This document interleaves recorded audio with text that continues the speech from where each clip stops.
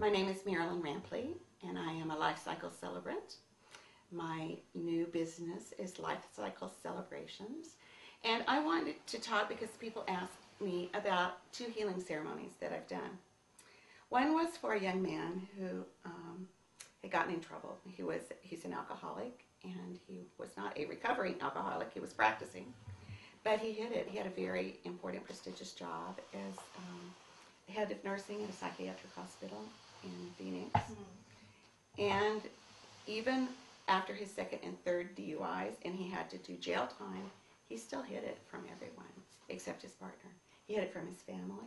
He hid it from his work because he was doing time on the weekends, and he could. And he was in therapy with a friend of mine, and she said to him she thought it would be good for him to come clean. At that point, he had his alcoholism under control, but he still hadn't told his family. And so he, after some thought and a lot of procrastination, he decided that he would do that. And so we worked together to develop a ceremony. I would not have taken it if I'd known he was not in working with a psychologist, because I don't think that is professional. I think that there's a line that, obviously whatever we did that day was not going to heal him, but rather be a part of his journey in the healing process. So we met a number of times, and we had a plan of how we were going to proceed. He liked the idea of puzzle pieces and different people having a puzzle piece of him and bringing that and putting those together at one point. So he ordered the puzzle, and he got it and he hated it. Oh, so no. that idea went out. And then I said, well, do you have any thoughts about a tree? What about? He went, oh, I want a tree. I've been wanting a tree. I want a tree for my front yard. I want a new mesquite tree. So we had a tree that was a part of the ceremony then, and then it's planted now in his front yard.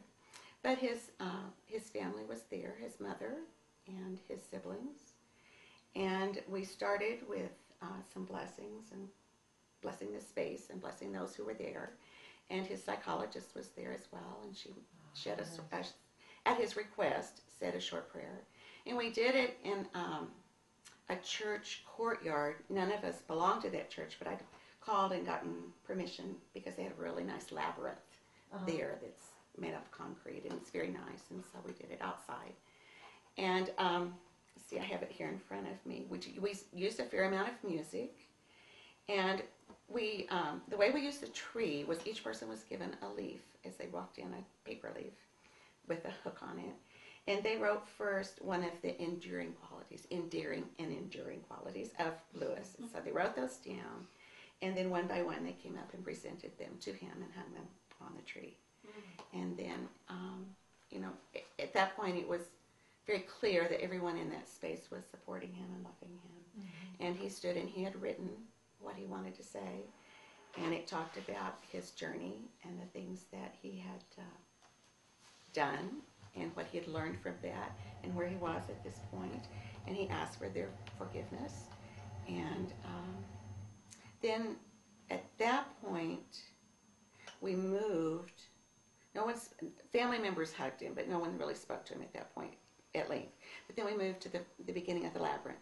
And I sent him in with all of us saying together, step by step. So I would say something, and the group would say step by step, and we'd say something step by step. Because one of the songs that we had that was the name of the song. So then he walked to the center of the labyrinth where there was a little barbecue grill and his court papers, and he burned those, and then washed his hands and put on a jacket. We talked about something different to come out. A hat, a coat, a vest, take something off, put something on. And so he had a jacket that he took off at that point, and then he walked back out of the labyrinth, and we all blew bubbles and listened to music and danced, and it was just very beautiful. Oh, nice, yeah, great. Another healing ceremony that I did was sending a dear friend off to have brain surgery, and we did it in her home. She suffers from chronic depression, and really sad that the ceremony was not helpful in the sense of her feeling anything, because she is so depressed. There's absolutely zero feeling. Oh, my. But But it was good for the people that love her and support her to send her off to Georgia where her surgery was. And one of the things we did in that ceremony was they had a really large coffee table in the middle of their living room. And we had a big sheet on it. And Cindy sat in the middle. And there's an Anne Mortifee song, A Healing Journey. And everyone there took an outside piece of the sheet and brought them up and held them in the interior like she was in a cocoon, or chrysalis was in, and ready them to come out of that. And then at the end, she came out. And we used the charm idea again with her.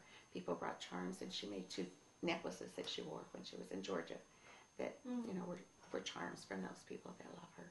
So I think there's, it's a symbolic marking of a process that people are in the midst of, and it's not only good for them, but it's good for the people that love them and want to support them. And the last thing I would talk about that was the most meaningful ceremony that we did was for my mom. And we did it a year before she died and a month after she was diagnosed with uterine cancer. And it was wonderful. And she was very touched.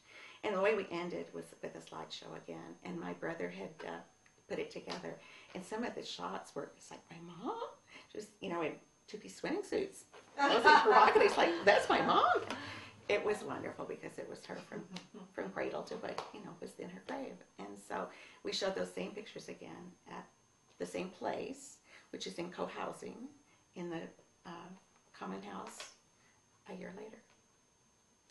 That's my story. Beautiful. Very nice. Get all. Thank you. Thank you.